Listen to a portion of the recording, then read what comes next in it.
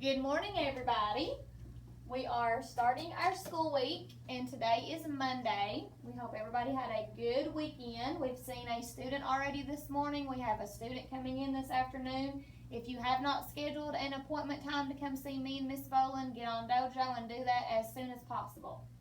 So we're going to start with our calendar, and we're right now in the 9th month, and the month is September.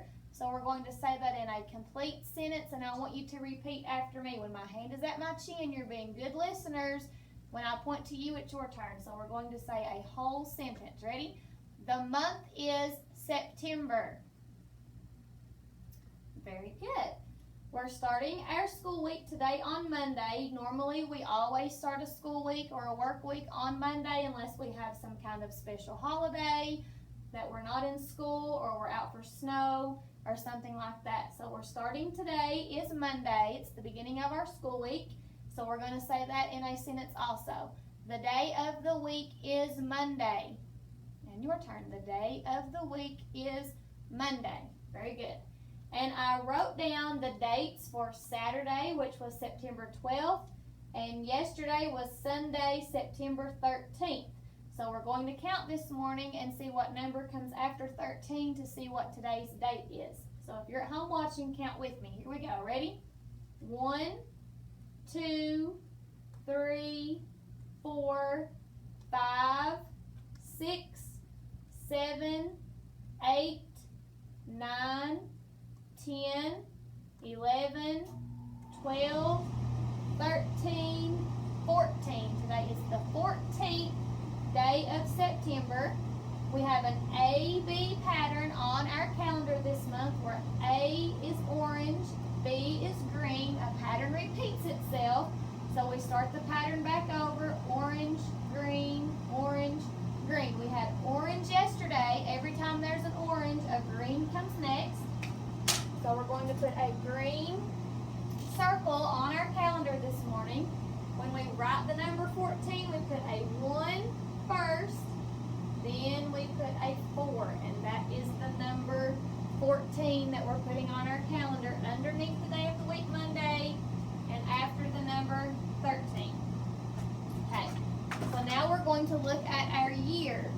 Our year has not changed. It's been the same since the first day of school. It won't change until we get to the end of December. So the year right now is 2020. So let's say that. The year is 2020. All right, so let's say our whole date, starting with the day of the week, the month, how many days have been in the month, and then the year. So let's go. You repeat after me. Ready? Today is Monday, September 14th, 2020. Very good. Now with our straws today, we get to do something special with our straws. Today is the 10th day of school. When we were here on Friday, it was the 9th day of school. And we had all of our straws in the ones place. We were putting the straws in there one straw at a time. So we're going to add a straw for today's day of school. It's one straw. I'm putting it into the ones place. And now we're going to get those out and we're going to count them. Remember, when we're counting objects in a set, we hold all the set together and we move objects one at a time away from the set as we're counting. So count these straws with me. Ready? We have 1, 2, 3, 4, 5, 6, 7, 8, 9, 10. Now here's the deal with our straws. The ones place can only hold so many straws because it's a really small house. So when we get 10 straws, we have to bundle them together. They have to pack up all their belongings because only 9 straws can live at the ones place. So we have to bundle our straws together. We put them now in a group of 10. They're all together. I wrapped a rubber band around them. They're banded together, and we're moving houses. They've outgrown the ones place. Now they have to move next door to what's called the tens place, okay? So I'm putting a group of 10 into the tens place. Now let's look at our ones place. Do I have any straws now in our ones place? No. So we're going to take the number 9 out. And when we do not have anything, we represent having nothing using the number 0. So I'm putting a 0 in my ones because I do not have any straws in my ones place. But now I'm looking at my tens place, and I have some straws in my tens place, but I'm not going to count them individually because remember I put the rubber band around them. So look, they're all hanging in there together. So now I'm counting to see how many groups I have of straws in my tens place. So how many groups do I have in my tens place? I just have one group of 10. So I'm putting one group of 10 in there, and then I'm going to put a number card 1 right there in the tens place. So this tells me I have one group of 10, but I have 0 in the ones place. Okay? So now we're going to go to our counting chart, and we're starting at the number 1, and we're going to count forward. Remember, when we count forward, we're really counting up. Our numbers are getting bigger and larger, and we're reading them from the left to the right, top to the bottom. So I'm starting at 1, and we're going to see what number comes after 9. If the number after 9 matches how many straws we have. So count with me. Ready? 1, 2, 3, 4, 5, 6, 7, 8, 9, and then comes 10. So I'm turning it over. Here's the number 10, a 1 and a 0, just like what's here. One group of 10, 0 in the ones place. So we've now been in school for 10 days. So this morning we're going to talk about 2 new letters. So far we've talked about several letters from our alphabet. We've talked about the letter A, B, C, D, E, and F. So today we're going to the letter that comes after the letter F, and that is the letter G. So we have uppercase G and lowercase g. G makes a couple of sounds, but the first sound that I want you to make for the letter G is the sound G, G, G. So let's say the letter name first. G. Good. G, G, G. Very good. And G is the first letter and the first sound, the G sound, in words like goose, gas, and guitar. So this is the letter G, uppercase G, lowercase g. Also today we're going to talk about the letter H. We have uppercase H, lowercase h, and H makes the sound so we have the letter H. It makes one sound, so you say it with me. H. Good. Very good. And H is the first sound that we hear in words, and the first letter we write when we write words like horse, hospital, hat, and horn. Okay? So we have uppercase H, lowercase h. So today we have the letter G, uppercase G, lowercase g, and the letter H, uppercase H, lowercase h. Okay? All right. Now, I'm going to give you all a little bit of a break this morning, and we're not going to do a whole lot of activities during Calendar Center as far as rhyming and syllable counting. We're just going to read a story this morning after we went over our date and counted our straws. And the story that we're reading is called The Kissing Hand. This is a really cute little story that's really good for the beginning of kindergarten, and you'll see why as we read it. This is the front cover of our book. When I turn it over to the back, we have the back cover of the book. The part in the middle that keeps the front and back nice and neat and all the pages in line is called the spine. Also in Odyssey Wear this week, you're going to be having lessons more about author and illustrator. The author of the story writes the words in the story. The illustrator draws the picture. So the title is called The Kissing Hand. It was written by Audrey Penn. So Audrey Penn is the author of the story.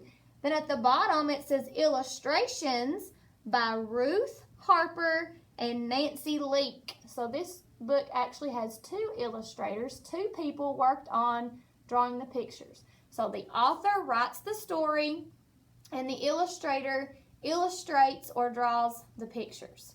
So let's listen. I'm going to open it up. And I have my title page. It tells the title of the story.